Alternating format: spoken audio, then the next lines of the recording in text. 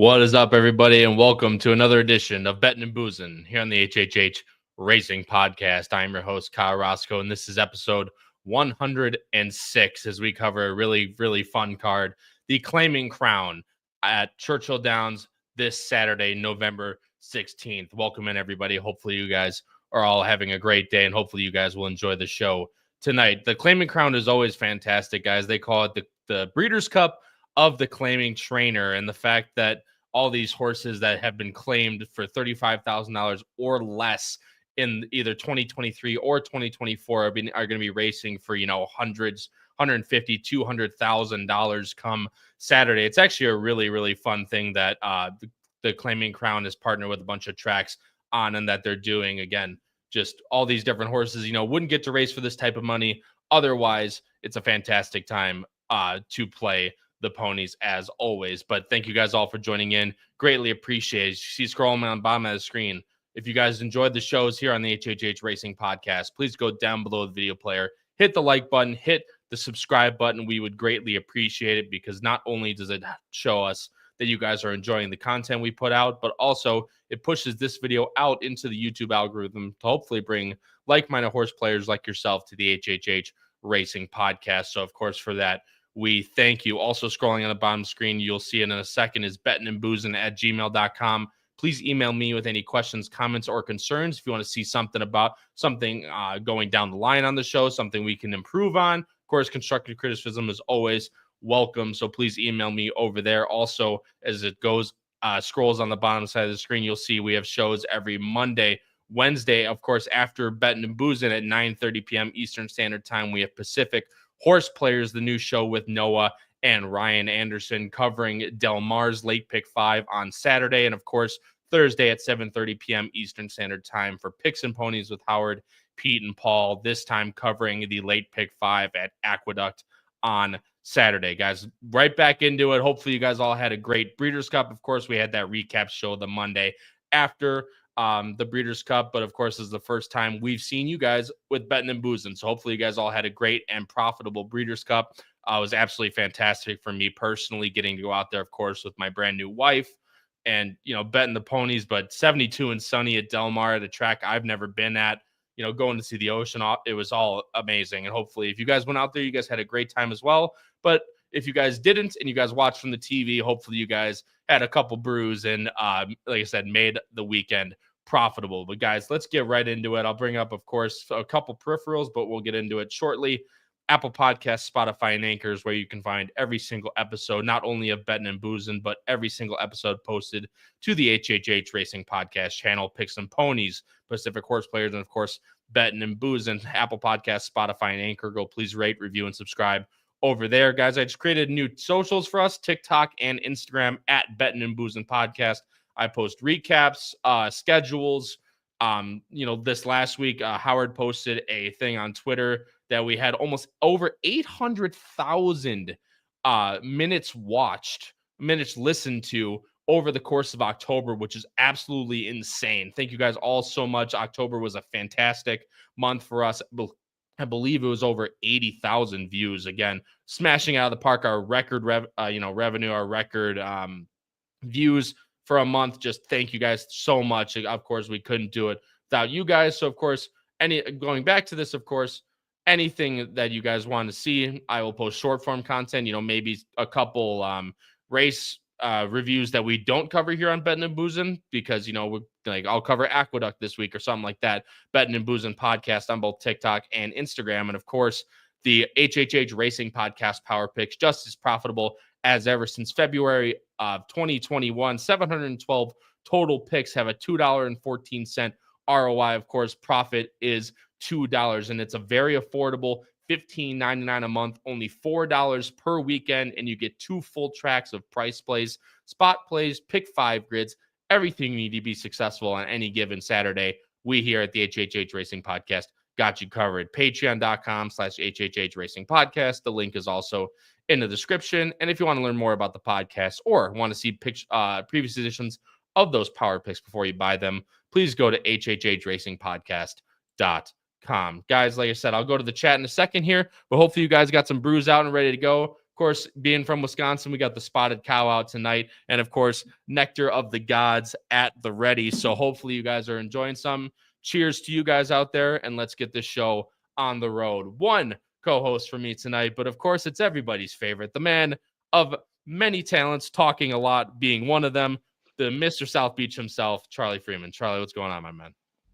Not much. Yeah, now we're in that, post Breeders' Cup, got our week off recovery, get the voices rested. I sure know with how much I like to talk, I needed it. But yeah, no, it's definitely an interesting time. This is, for me at least, home stretch of college football, getting ready for Yep. college basketball. And then once winter comes around, Mr. South Beach is back, baby. No more getting crap for Tapeta races for 10,000. We get the championship meet at Gulfstream soon. I was gonna say, don't worry, brother. They're coming back. They're coming back. Give it about a month, and everyone Gulfstream will be in Oh, yeah. full swing. Guys, going to the chat right now. Michael Lawson, of course, is here. Michael, there is actually a couple turf races carded this weekend. And Katie, I saw that as well. Katie, life is good when you have the HHH Racing Podcast. Katie, thanks so much for joining the show. Greatly appreciate it. Terry Frank, HHH is back. That is right, Charlie. I almost completely forgot. We are the first show back from our little hiatus technically on the podcast. So welcome back, everyone. Hopefully you guys are enjoying us. Horsey Dave, Dave, haven't seen you around here too much. Horsey Dave, thanks so much for joining the show. Of course, a regular with picks and ponies. It is a really fun card, honestly. Again, all these, and I'll show you the field sizes. That's the best part of it. Matt Miller, of course, is here. Matt, thanks so much for joining the show, man. Greatly appreciate it. If you guys are new or are just coming back, please comment in the live chat. It's both on X and on YouTube. I can see them both on here on the right-hand side of the screen, bottom right-hand side of the video player. You can feel free to comment anything you want, just like Revis the dog. He says the best thing you can do is have a live long shots pamphlet daily instead of a cheap. Bet everyone would be for that. Revis, I would tell you what, that's definitely a good plan. We basically do that like with the price plays and spot plays every single Saturday. But just with our work, of course, our daily workload and stuff like that becomes a little much to do daily. But if you want that, subscribe to the HHH Racing Podcast Power Picks. And again, Revis, thanks so much for joining from X. Greatly appreciate it. But guys, Charlie, let's get right into it here, my friend. And it starts on Saturday in race number 7 at Churchill. And take a look at these fields, guys, for Churchill on Saturday. Is this what everyone wants? I believe this is what everyone complains about on Twitter. 16, 16, 16, 14, 16. So how about that? So stick that to everyone that's complaining, even on the whole card. I mean, even this main special weight's got 16. All these starter allowances are part of the Claiming Crown card. There's only one race that's below 14 horses, which is just, it's unbelievable. Of course, it's just fantastic to see all these horses entered on this card. And of course, it's for the Claiming Crown. So all these claiming horses are going in, and you see there's from race 3 on, not a single race under $100,000. So let's get right into it in race number 7. And I'll go up here, view all races, and we'll scroll down. So give me 1 second here. Race number 7, of course, they're all going to be under the starter allowance tag, just due to the conditions of that they had to be starting for $35,000 or less in the claiming race, either 2023 or 2024. And you can see that right here, fillies and mares 3-year-old and up. Oh, this is actually for a claiming price of $12,500 or less in those 2 years. So you can see this is why they have the starter allowance condition. They're all kind of with that type of those types of parameters. However, again, full field of 12, full 4 also eligibles on here. Morning line favorite is the number 6, Jubilant Joni for Ray Lou Gutierrez. Good to see him back in Kentucky. And Jeff Mullins at 7-2. Second choice being the number 3, the Gulfstream Park legend himself, Good, Better, Best, Gaff Leone, Victor Barbosa at 5-1. And the third choice is shared between the number 7, Tennessee Moon, and the number 11, Penn's Street. Charlie, bringing up our picks right now, and started off hot, my friend, as you and I agree in the first race, going with the 6-1 all the way to the outside, the number 11, Penn Street. Charlie, I'll bring up the time form first. You can feel free to talk through the pace projector, but of course, I feel like this is where me and you both started in this race and kind of played into our top picks. Yeah, I mean, I'll be honest. For this card, I think it's great what they do here, and I think it's exciting. But I think the other thing we have to recognize is, since I know it's the Breeders' Cup of allowance and claimer horses, but it's not the Breeders' Cup, which to me means favorites are more vulnerable. And with these big fields, it's a great opportunity to get a price. And if I have a chance to get 6-1 in this spot. I feel like with the pace projection and with how much speed there's going to be, I don't think we'll get those odds, but I still think we'll get at least 9-2, I would say. Look, shout out Chris Hartman, another Yeah. trainer you and I appreciate a lot. Yeah, Penn Street is honestly, I know she's now 6, but she's been ultra consistent, has been in the money in like around half her starts or so, which is really solid. Ran against a horse in Windy Walk who's won 2 in a row, so not a bad horse to lose to at all. And for a horse who likes to be off the pace, it was a really tough race to try to close into. I definitely think she appreciated going back up to a mile after cutting back to 7. But as you can see with the blue numbers and when I visually watched it, they weren't really going that fast.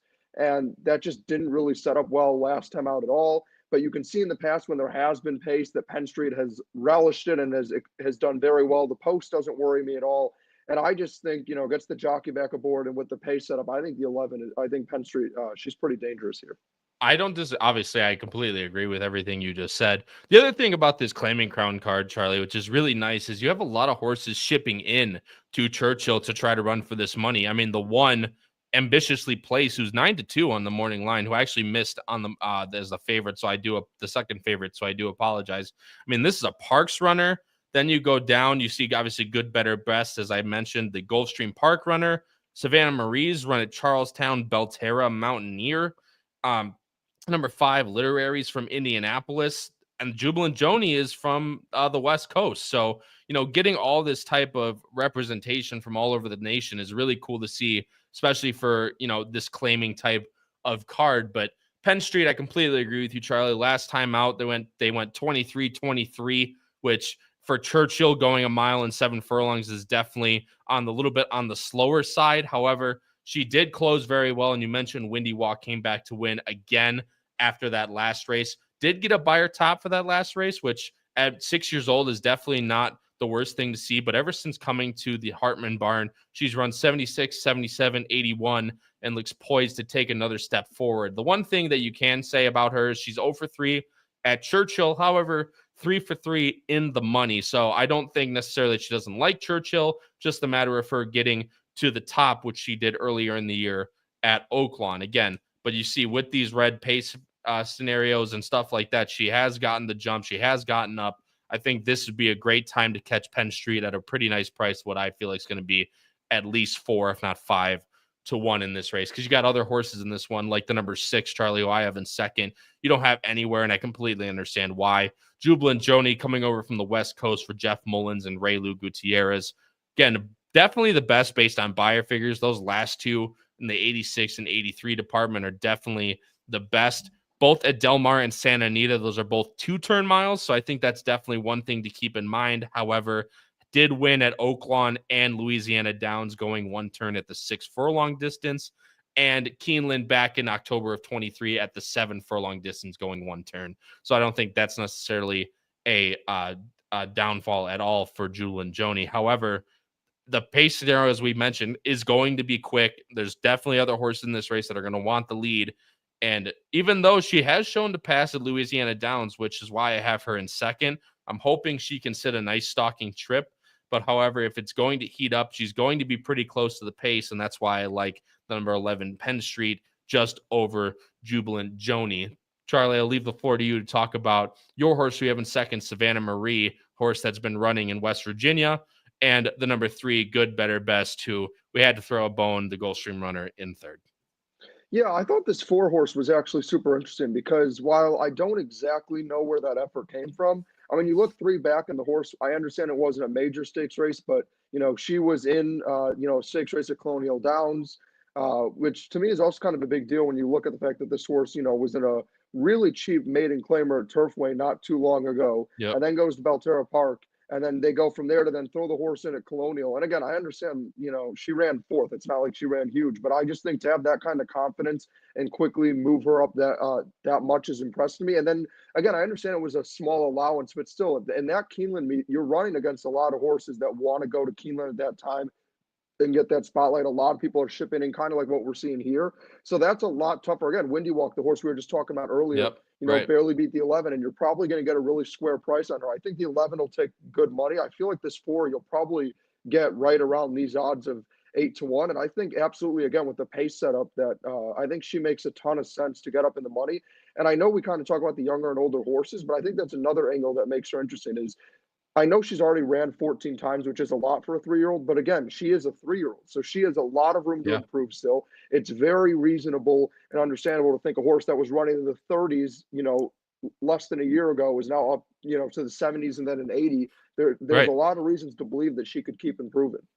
And this is the thing where Charles, she hasn't gotten that pace setup that you feel like she would really relish. And maybe Yeah. I'm overlooking her, but that last race at Keeneland was very good. Just got a little bit too headstrong. Windy Walk caught her at the end. But a horse that's going to basically probably get the jump on a horse like Penn Street. And if she can get the jump, that definitely could be a winning price, a winning formula at a price of 8-1. So I completely respect that opinion. And number 3, good, better, best. Last horse we'll talk about before we move on, Charlie. We both have this horse in third, again, coming from your neck of the woods down at Gulfstream Park at the beautiful level of $16,000 to Pete a mile and a 16th. Yeah, I mean, look, for me, there's two things that stand out about this horse. The obvious concerns would be, that she tends to want to be towards the lead, and that, yeah, she actually had a great effort on January 18th on the dirt, but that she's been Mm-hmm. running on Tapeta a lot. So those would be the concerns. What I'll tell you, I personally really like about this horse. I just put her at third just because I am so little worried that she'll be forward. But number one, that she's dealt with really hot paces and has actually dealt really well with them, in my opinion, better than any other forwardly placed horse has. I I mean, agree. you see at that race on May 31st going a mile 16th, and they were flying in that race. And she didn't just win; she romped. Like she won by 6. And I don't care that she was, $1.40 on the odds. They pressed her because we talk about it all the time with these big favorites. How sometimes the jockeys don't take it to them and let them have the race exactly they want it, and sometimes they do. And in that case, because there has been some others like her race last time out where they just let her walk and she was just handwritten out because they didn't ask her. But she's shown that Yep. she can handle it either way. Again, I've also talked about when we've covered Gulfstream how underrated I think Victor Barboza is, and I think he's a tremendous trainer. Then I also just love that Tyler G's hopping aboard this one. I Yeah. think that also speaks volumes because he's not someone who typically rides for Victor. So I just think there's a lot to like on this one. The only concern would be what price you get, but I think out of the forward placed horses, good, better, best excites me the most. I agree. But you see all these synthetic numbers, Charlie, but she's still 6 for 8 on the dirt. Only one win, which is why I ended up throwing her in third. That's obviously part of it. She's also a little light on numbers, but she has shown that she can rate. She has shown that she can stalk. She's stalked anywhere from second to third to fourth, even if you go all the way back to last year at Gulfstream Park.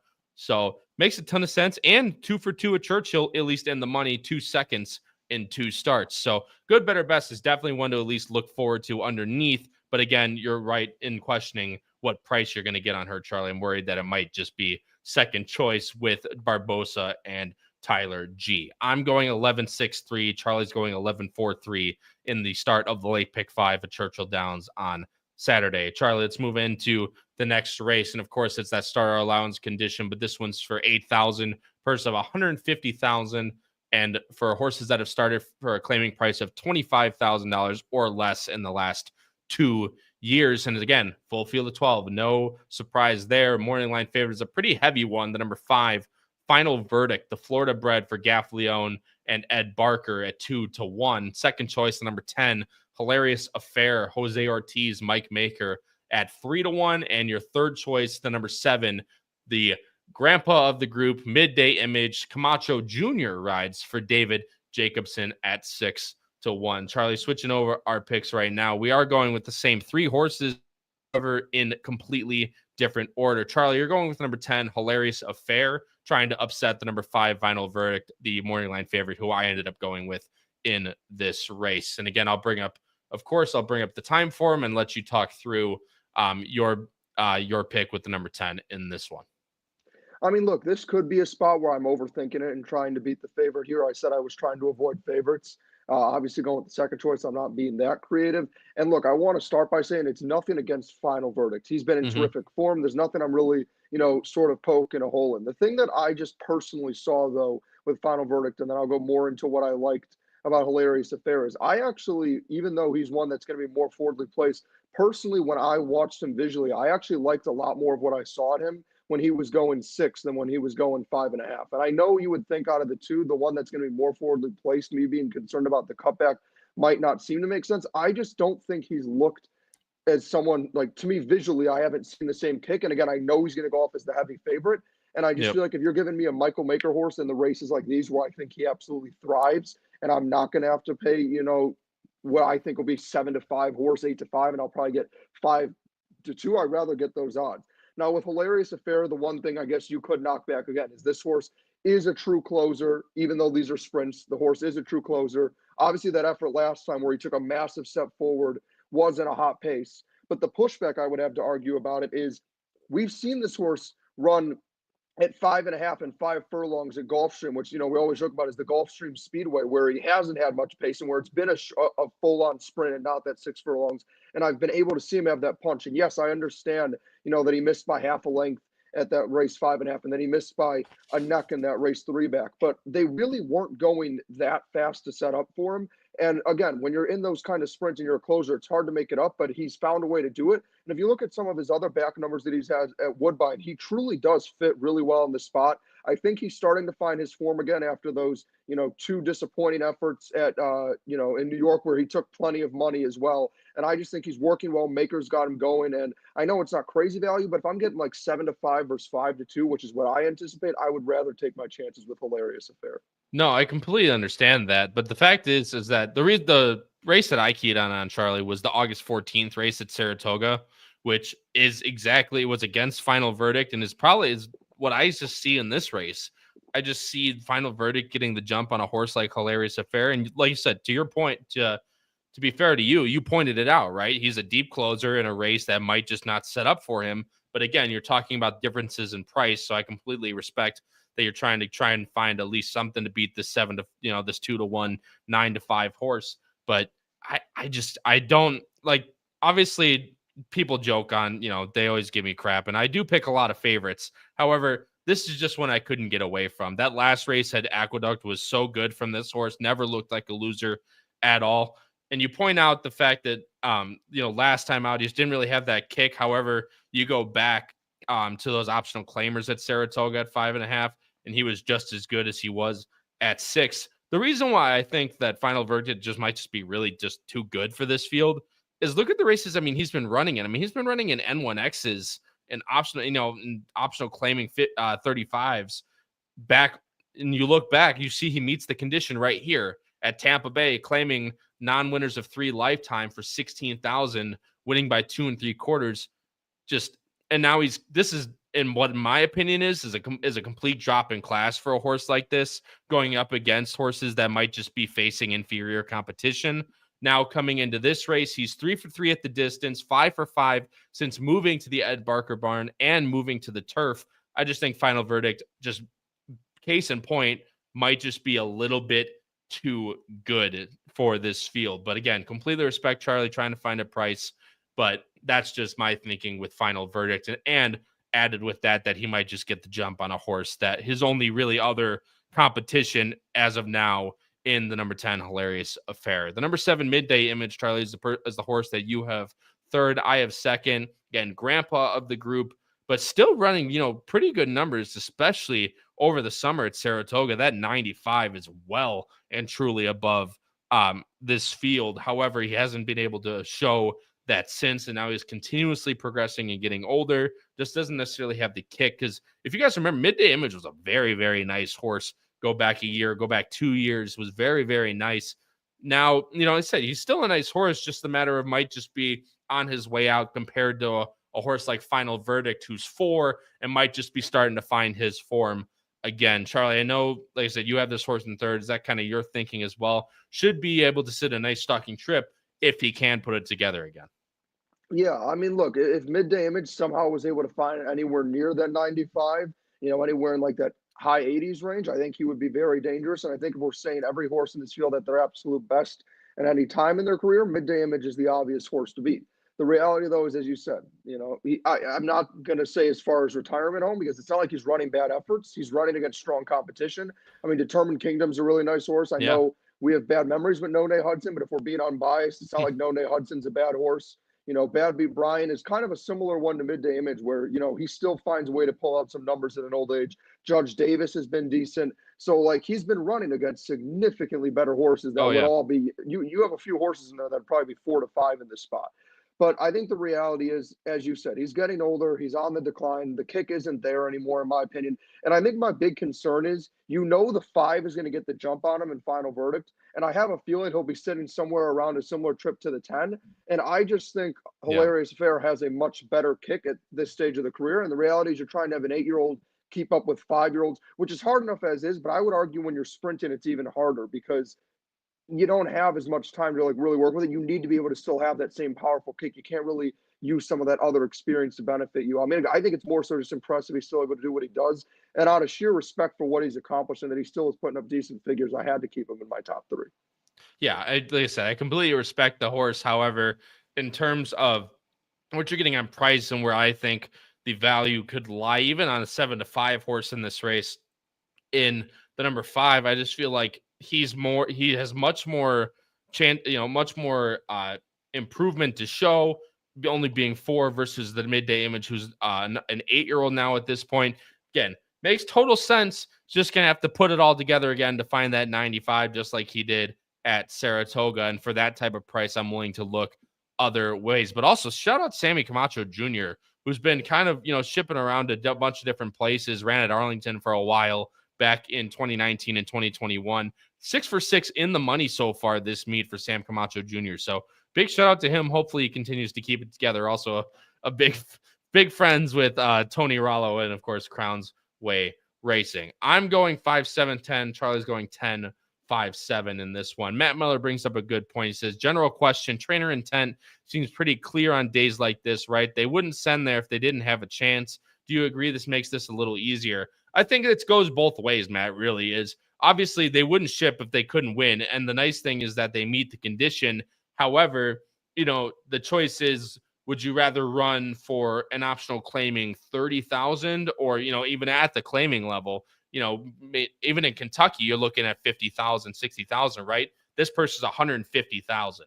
So depending on who the trainer is, I feel like you can definitely weed it out a little bit. However, trainers, of course, want to win, but if you're going to get third at 150,000, it's the same type of thing as, getting or winning your normal race, right, of a optional claiming 35. So I think it works both ways, Matt, but I think based on the trainer, you can definitely tell who's there to definitely win the race. But good question. I like that a lot. Howard is here. What's up, boss? How you doing, man? Voice rested up and ready to go tomorrow night. Good to see familiar faces in the chat. Ryan Anderson, my friend, the Gallop Out Giddy Up. Let's go, my friend. Thanks so much for joining the show. Greatly appreciate it. Let's move on to race number 9, Charlie. That's, of course, another starter allowance condition. This one's for claiming fights of $16,000 or less in 2023 or 2024, going 7 furlongs on the dirt. And this one is a full field of 12 again. You'll see our picks on the bottom. This one, we are both going with a favorite again here, but this is the same type of thinking for me, at least, as the last one.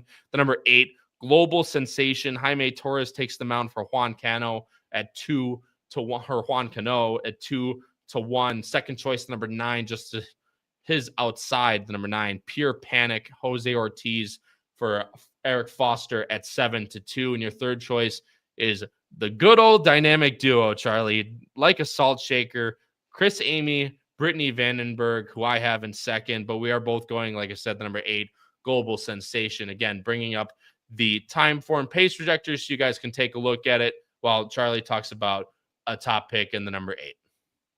Yeah, Global Sensation, unfortunately, is a horse during my Vegas trip who actually cost me a lot of money. I had some doubles playing into and with this horse. Some other horses, I was like, I had to pick 3 or pick 4 with this horse involved. And then also played a good amount of money on this horse to win.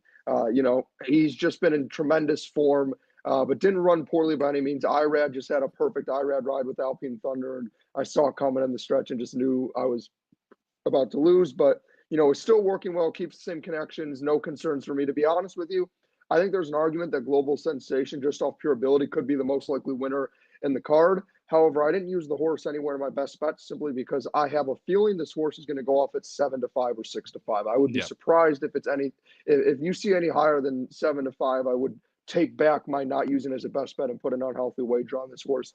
Again, Global Sensation just at 5 years old is seemingly finding terrific form in 2024. You look back at that race at Churchill on May 25th, and essentially since then it's just been putting up mid to high 80s and then a 92 last time out. And in this field, just overwhelms.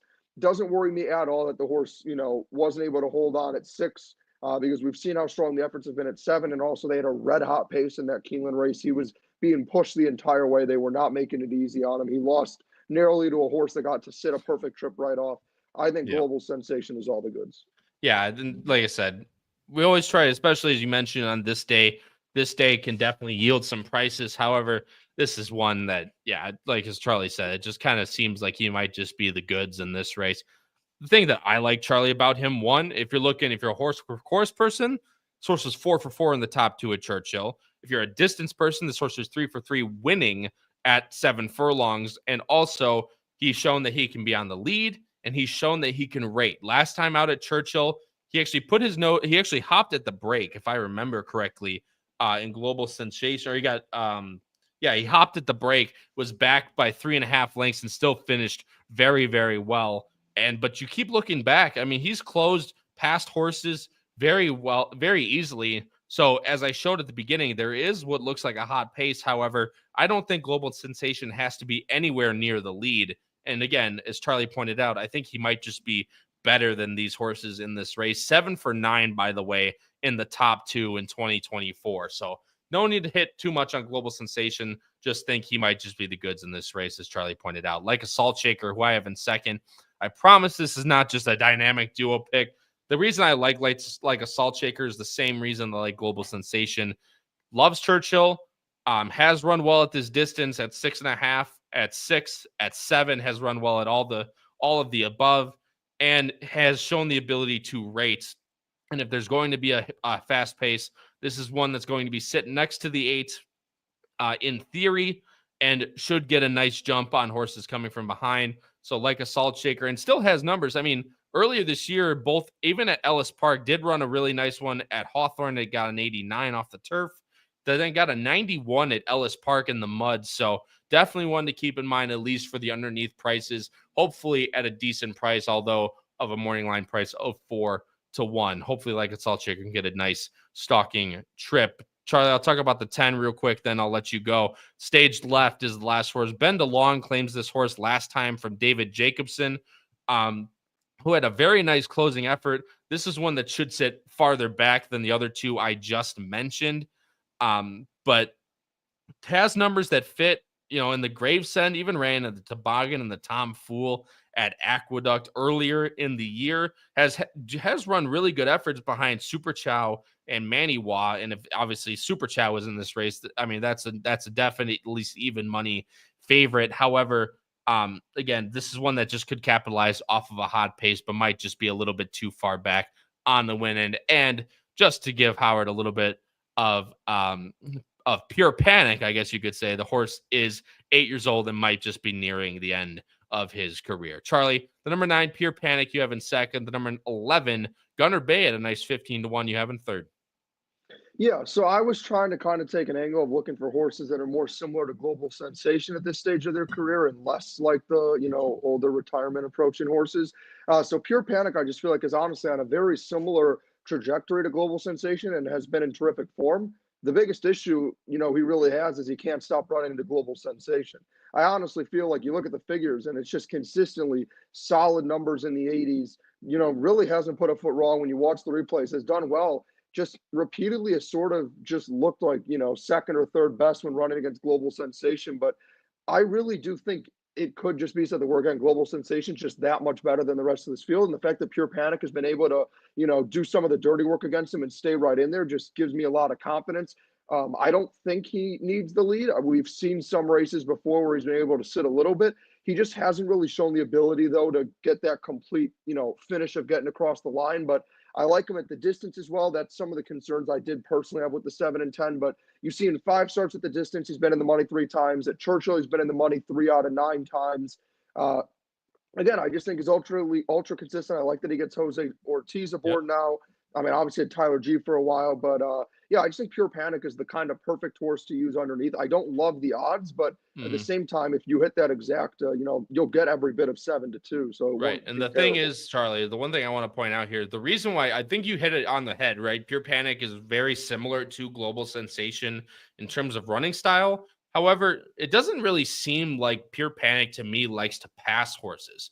He has had one win where he was able to rate off the pace at Keeneland going 7. However, if you look down the running lines, he kind of just middles out, right? If he doesn't get the lead, he's back by 2 lengths, finishes 4th by 3/4 lengths. If he's behind by 2.5 lengths, finishes by, losing by 2 lengths, something like that. He doesn't seem like he wants to pass horses necessarily unless he's really just rating right off. So that's my 2 cents on Pure Panic and why I don't have him anywhere. But again, he might just be better than a lot of other horses, being able to, withstand the pace pressure and being able to save on for a slice. Charlie, sorry to cut you off, but at least that's my thinking with Pure Panic. No, you're all good. Yeah, no, I completely hear it. Again, I just think something that'll work to his advantage is running against tougher horses than some of these and has the numbers. And I think when you look at other horses that are similar short prices, like the 7, like the 10, like some of these others, I just also like that Pure Panic has been consistently running and running well at this distance. It's something Yeah. I know you kind of like to talk about with Vava, for example. I know these horses are nowhere near Vava, but we've talked about how 7 furlongs is a bit of a funky distance to get used to, and horses either take to it or don't. And even if he's not winning, the reality is you look at his efforts at 7 furlongs, won by a length and a half, lost by half a length, both in hot paces as a forward place horse, lost by a length and a half to Global Sensation. I think you could argue the 7 or the 8 and 9 take best of this distance over anyone in this field, and they're improving 5-year-olds. Now, briefly on the 11, yeah, I'm taking a shot on this horse, but I actually think Gunner Bay for me would be the horse I would absolutely love to try to, mix it and use underneath. If you go back and look, I know I was just talking about it. I don't want to sound like I'm, contradicting myself, or I was saying I want horses that have been running at this distance. So I understand he only had one effort at 7 and didn't go well. But if you go back and watch this replay where the horse lost to Global Sensation, he had a very slow start, completely missed the break for a horse that already likes to kind of stalk more so, and then made up a ton of ground. As you can see, in a race that was only 6 furlongs, was 6 lengths off the lead and was basically, I think, last or second to last, and then dove deep to the inside late after being super wide, like 3-4 wide off the turn, and got up for a closing in third and closing in on Global Sensation and Alpine Thunder. And I just think, stalking again, getting a little more distance, sitting that disciplined trip. I think this horse, obviously out of gun runners should be able to take to the distance just fine. I think, and again, another younger horse that should be improving, I think, is another one that could benefit. Had those buyer tops back to back and then stepped up to that 88, I think is another improving horse that, again, I don't think you'll get 15-1 because people see this horse lost a Global Sensation by a length and a half. But, you're giving me 8, 10, 12-1. I think this horse makes a ton of sense underneath.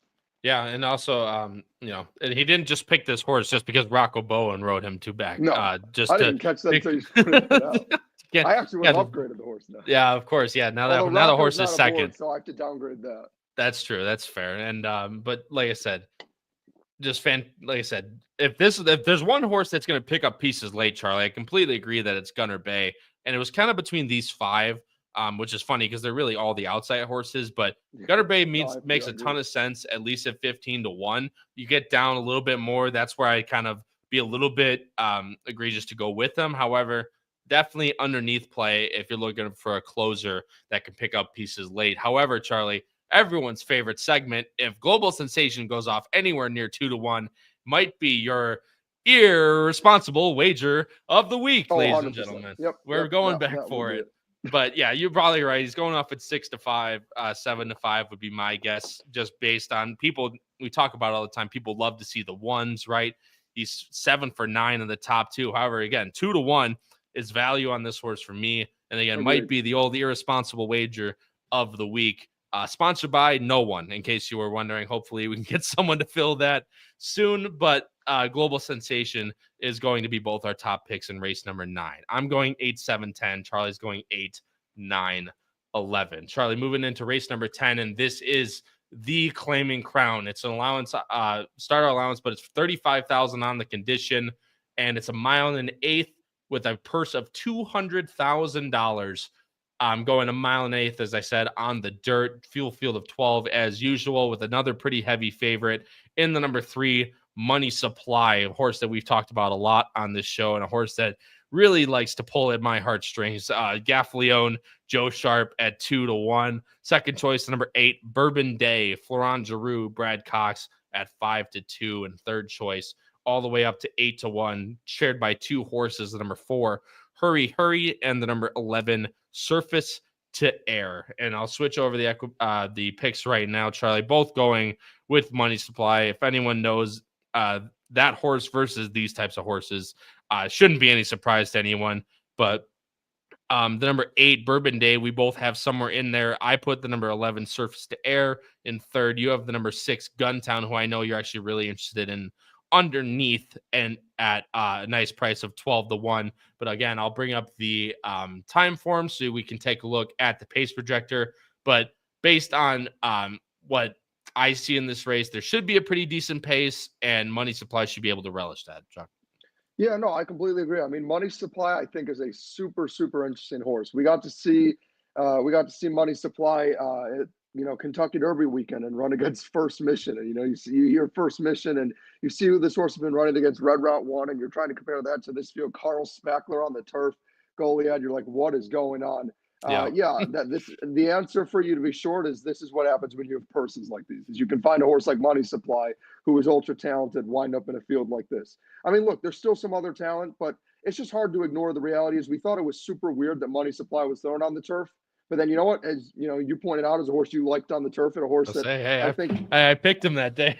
I was going to say, I think he was cross-entered into a dirt race, and I had wanted him, and I had him on top in that dirt race. But yeah, freaked out and ran a 95 on the yielding turf. Then they, thought they might have had something. They're trying to run against More Than Looks, who won a Breeders' Cup race. Yeah. And obviously trying to go on the turf at that level was too big of an ask. So now they're going back to where he's been running in grade 2s and grade 3s and has shown a ton of success on the dirt. And I just think the reality is, if everyone in this field runs to their absolute best and Money Supply runs to a B+ effort on the dirt, I still think he's the best horse in the field.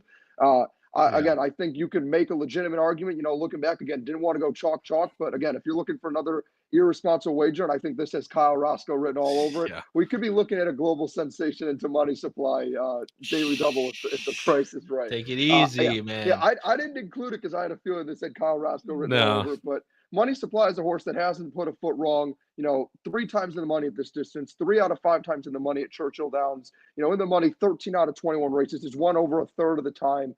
You really can't say a bad thing about him, in my opinion. I'm not concerned about the 2 tough turf efforts against much better for a horse who's truly meant for the dirt. Yeah, and look, this is a horse that everyone knows that if they've watched this show in the past, back at Fairgrounds in the winter, this horse took a stake, stabbed my heart, twisted it, pulled it out, put it back in, pulled it out again. It was absolutely with Best Actor over. It beat Best Actor, who I was alive to, $6,000 in a tournament, and would have won the tournament in the Hawthorne tournament. Again, great friends of the podcast. That Hawthorne tournament in the Mine Shaft would have won me the tournament. Matt Miller knows that all too well. But again, you got to look at it unbiasedly. Again, I was lucky to have him in the JB Schuster Mile, where I was there live and watched him roll by everyone. If I remember correctly, that was with a pretty heavy favorite in that race. Yeah, and Runaway Storm, who came back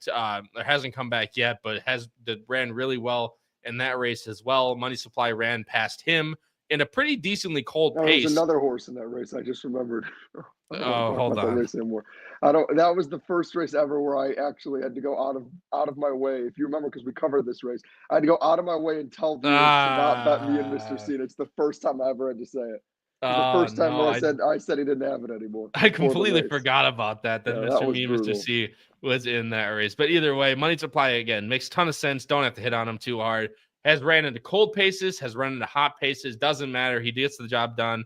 And again, 2-1 is probably egregious, but he's just better than a lot of these horses, frankly. But I think the money really could lie underneath, Charlie. And that's where you're trying to go here. 12-1 on Guntown, who I know you actually feel pretty strongly about. Another one that should be running from mid-pack.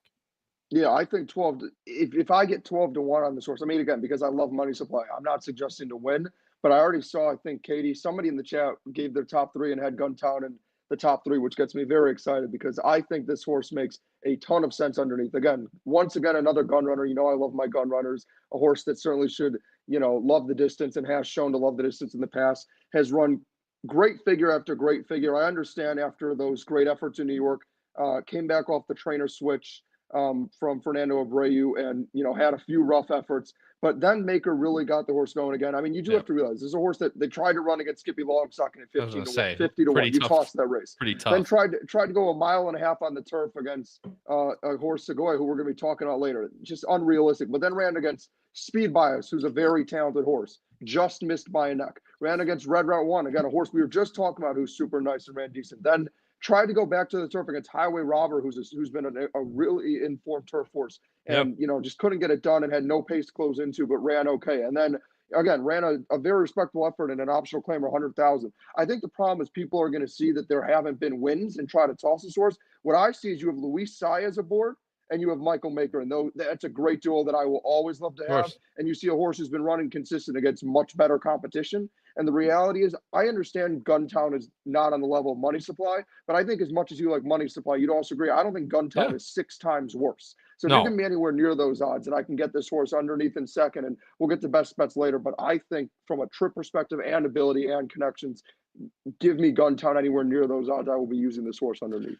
Yeah, and Money Supply, by the way, that's another irresponsible wager of the week segment that I forgot to point out. But Bourbon Day is another horse, Charlie. But Guntown, I completely agree with you. Based on just numbers alone, those races last year at Aqueduct make a ton of sense for this race. Again, might just be a cup below Money Supply, but definitely not 6 times worse. I completely agree with you there. And getting him somewhere in a trifecta or an exacta could definitely boost it up a lot. So Charlie, I love that. I really like that play, especially at double-digit odds.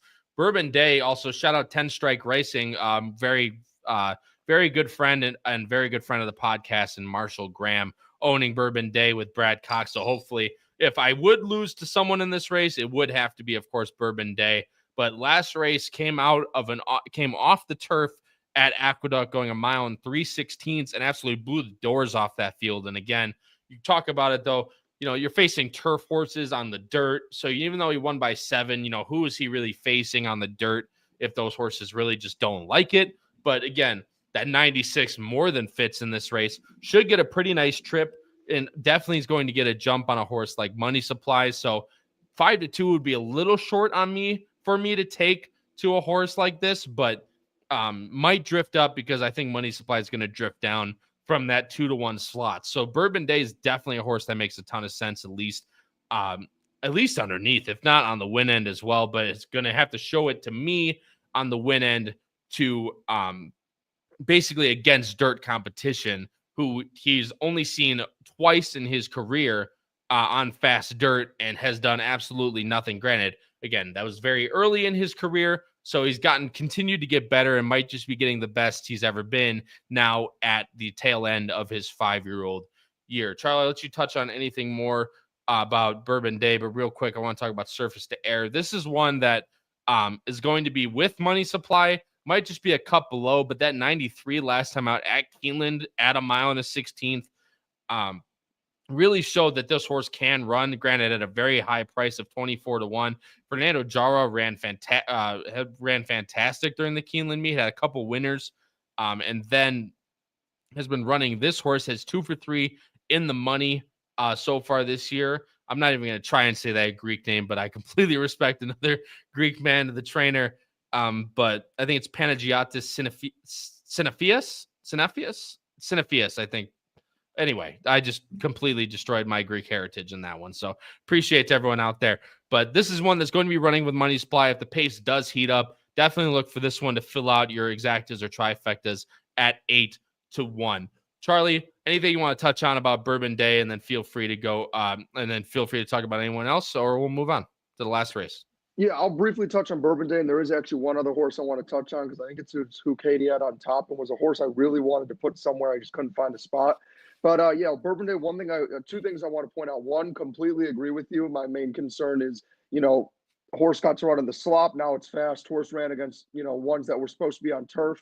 And also I'll point out, I'm sure you had the key on this. I'm proud of you for keeping your bias aside, but going from Flavien Prat to Florent Giroux it's certainly a change. I'll leave it at that because I know we have to be a little careful. We've gotten carried away lately, so I'll be responsible and say this the politically correct answer. It's a different change. It's a different jockey. But yeah, I just think you got to demand more than 5-2. For me, as a win bet, I wouldn't honestly take less than 4-1, 9-2, probably realistically. Not just because I like money supply, but because there is some other quality here. And I just think for a horse that's primarily on turf that happened to freak on the dirt, there's just a ton of questions that 5-2 doesn't fit. And then the 4-horse, if you can scroll to real quick, Hurry. I believe that's who Katie had on top. And that was one I really wanted to put in third. I was just too scared to completely toss the 8. Another one similar to your 11, who I think is going to need the pace setup. And that's my one slight concern is when there hasn't been enough pace. Hurry hasn't quite gotten there, but is one that I think makes a ton of sense underneath. I think with these connections, you'll get every bit of that 8-1, maybe even a little more. And I mean, you look last time, and I don't care what, the pace or who you run against. To be 11 lengths off the lead and dead last and close all the way up and an optional claiming 80,000 and get up for the win is big. Also, I will say one other tiny knock. I don't like to play jockey gymnastics, but after that effort, Luis hopping over to the 6 makes me feel a little bit better about my 6, to be honest. But again, ran against Guntown and only lost by 3 lengths. So, has been running against some of the better horses in this field, at least in my opinion, with what I think about Guntown. Ran against some other nice horses at Churchill Downs in the past, has 2 wins in 5 efforts at Churchill Downs and 2 thirds, first and a third at this distance as well. So I just think for another one that you'll get value on, again, needs the setup, but for a horse, I think you'll get at least 8-1 on is another one that's at least worth a look underneath. Yeah, I don't disagree with you by any means. And obviously, Katie thinks this horse can run very, very well. Has closed into hot paces before as well. You look at Turfway at 1.25 miles. This horse absolutely flew late. Just might be if there's not enough pace and money supply, a horse like Money Supply gets a jump on you, might just be a little bit too much on the win end. But again, definitely could be one to round out your exactas or tries. Feel like we talked about that a lot in this race. However, but either way, 3, 8, 11 for me in race number 10, the Claiming Crown. Charlie going 3, 6, 8 in this one. Quick shout out to everyone in the chat. Thank you guys all for joining. Kentucky Horseplayer late to the party, but didn't want to check out the plays and see if we're similar later. Good luck to you as well, my friend. Thank you so much for joining the show. Mo Money, my friend. Thanks so much, Dave, for joining the show. Racing Downwind. Greatly appreciate it. Who's going to the Japan Cup? Yep, there it is. Leaving for Japan on Tuesday. Dude, you're living the dream, my friend. Japan's like number 1 on my bucket list. I've told Emma, my wife, multiple times that that's the number 1 place that I want to visit, both horses. And for those of you that follow me on Twitter and everything else, I'm a big Disney guy. Me and my wife are.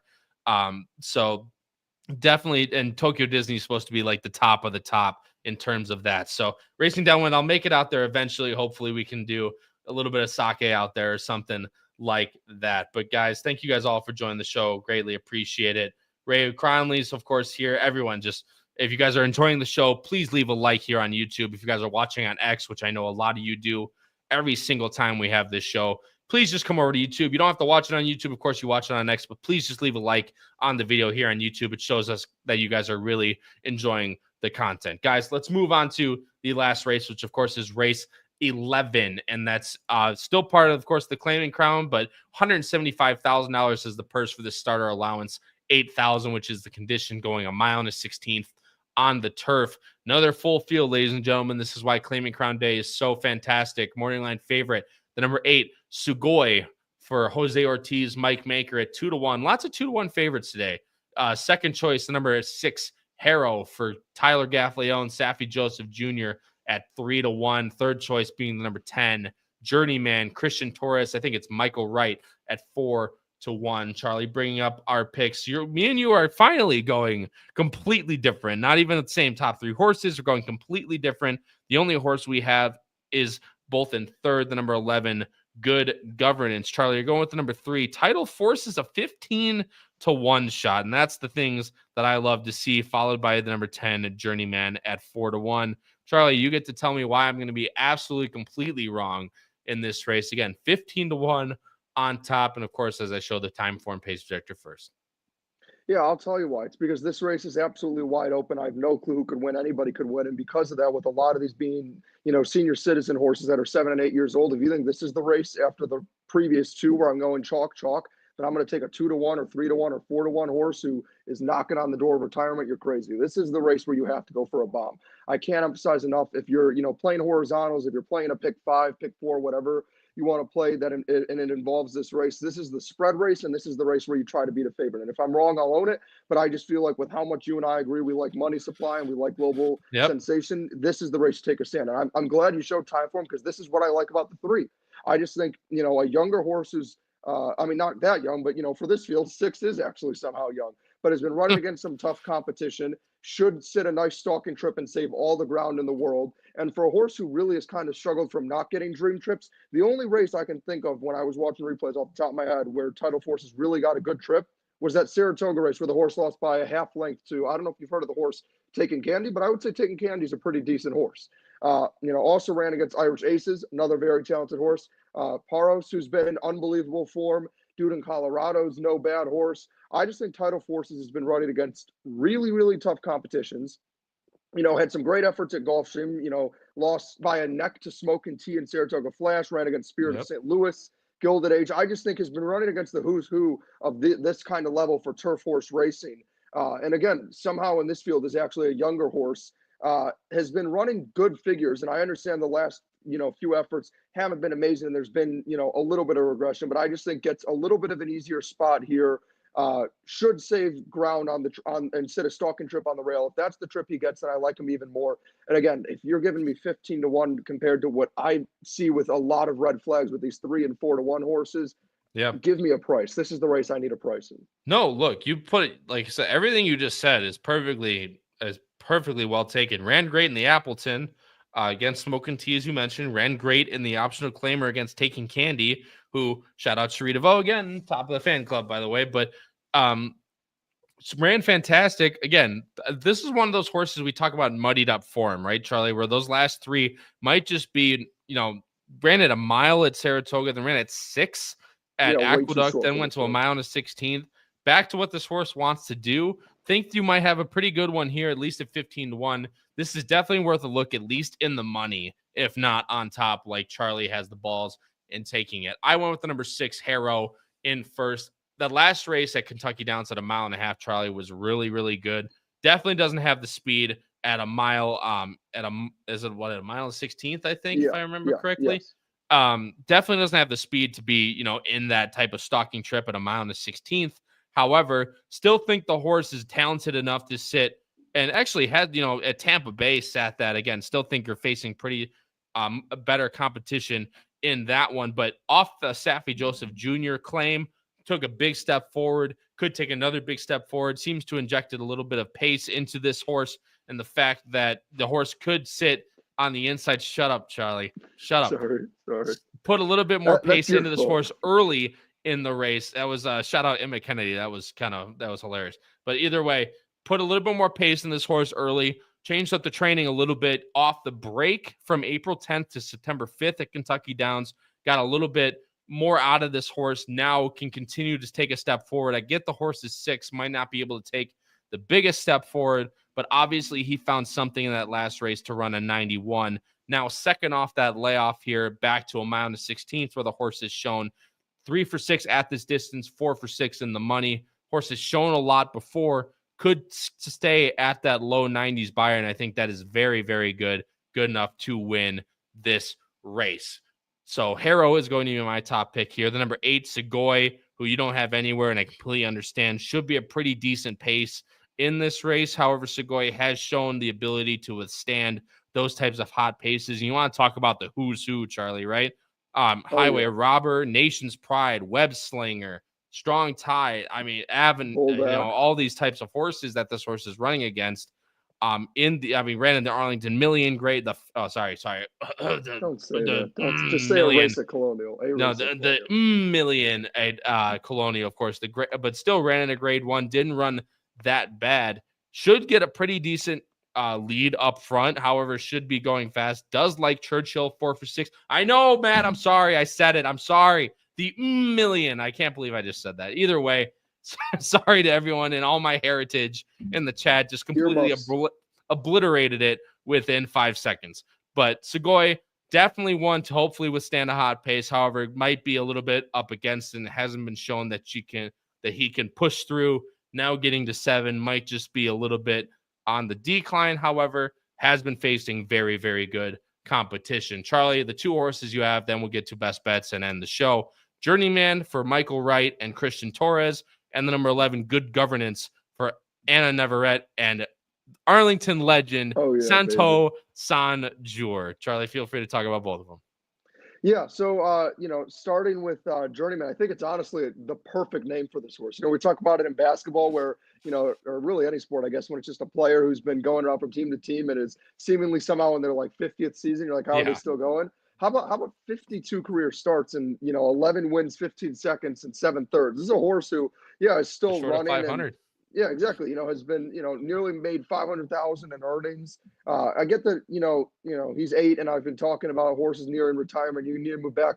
But the pushback with Journeyman, for me at least, is out of all the old horses, he's the only one that's been consistently running at, this shorter of a distance and not those more marathon style races. He had 2 marathon races, but pretty much other than that has been consistently been running at a mile or a mile 16th and had, 92, 89, 89.